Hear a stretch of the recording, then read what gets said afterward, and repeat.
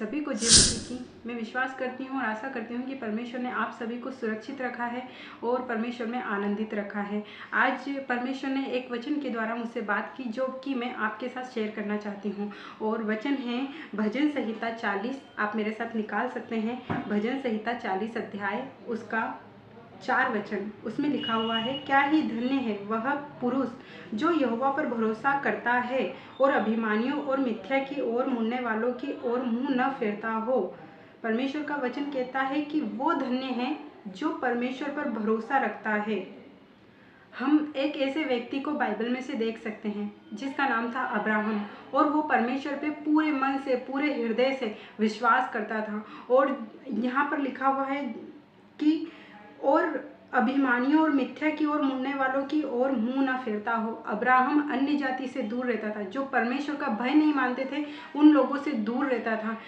और परमेश्वर ने जो जो कहा अब्राहम ने उसे पूरा किया। और हम उसका आगे देख सकते हैं कि अब्राहम अपने परमेश्वर पर भरोसा रखता था, और इसी भरोसे के कारण उसने अपने पुत्र के लिए अपने दास एलियाजर को कहा कि मेरे पुत्र के लिए किसी अन्य जाति से, किसी ऐसे लोगों में से या ऐसे देश में से उसके लिए पत्नी मत लेके आना, स्त्री मत लेके आना जो कि परमेश्वर का भय नहीं मानते हो, जो कि अन्य देवताओं की ओर पीछे चलते हो। और तू ऐसी स्त्री उसके लिए ब्याह के लिए लेके आना जो कि परमेश्वर का भय मानते हो, जो मेरे कुटुंब के हो और परमेश्वर के पीछे चलने वाले हो। और एलियाजर ने प्रार्थना की और परमेश्वर ने वैसा ही किया। और अब्राहम जहाँ जहाँ जाता था परमेश्वर उसको धन्य करता जाता था।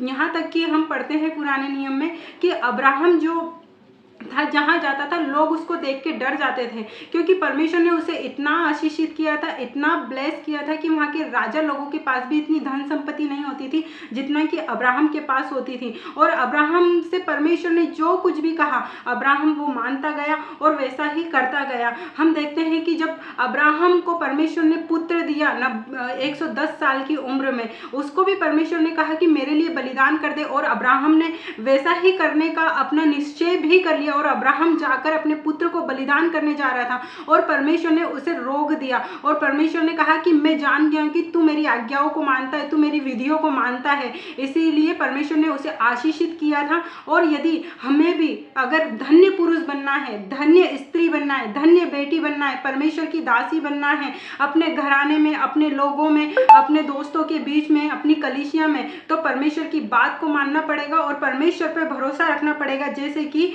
अब्राहम ने भरोसा रखा है। और हम बाइबल में देखते हैं कि जो जो परमेश्वर के दास थे, दासियां थे, परमेश्वर के लोग थे, वो परमेश्वर पे भरोसा रखते थे और परमेश्वर की बातों को मानते थे। यदि हमें परमेश्वर की ओर से धन्य बनना है, वो धन्य इंसान बनना है, तो परमेश्वर की आज्ञाओं पे चलना होगा, परमेश्वर की बातों को मानना होगा। और सबसे परमेश्वर का वचन कहता है कि परमेश्वर को पास आने वाले, परमेश्वर के पास आने वाले को विश्वास होना चाहिए। परमेश्वर को प्रसन्न करने के लिए परमेश्वर का वचन कहता है कि परमेश्वर के पास आने वाले को यह निश्चय होना चाहिए कि परमेश्वर को हम कैसे प्रसन्न कर सकते हैं। परमेश्वर पर अगर हम भरोसा कर सकते हैं, विश्वास बिना उसे प्रसन्न करना अनहोना है, क्योंकि परमेश्वर के पास आने वाले को विश्वास करना चाहिए कि वह है और अपने खोजने वालों को प्रतिफल देता है। अगर हम परमेश्वर को प्रसन्न करना चाहते हैं और धन्य पुरुष या स्त्री बनना चाहते हैं, या परमेश्वर के दास दासी, बेटा बेटी बनना चाहते हैं, तो परमेश्वर पर हमें विश्वास होना चाहिए। और विश्वास के बिना हम परमेश्वर को प्रसन्न भी नहीं कर सकते। यदि हम परमेश्वर को प्रसन्न करना चाहते हैं तो उस पर हमें विश्वास करना होगा। और परमेश्वर पे जो विश्वास करते हैं, उसको जो खोजते हैं, विश्वास क्या है? परमेश्वर के वचन को पढ़ना, परमेश्वर से प्रार्थना करना, परमेश्वर की आज्ञाओं के अनुसार अपने जीवन को जीना, तभी तो परमेश्वर को हम प्रसन्न कर पाएंगे।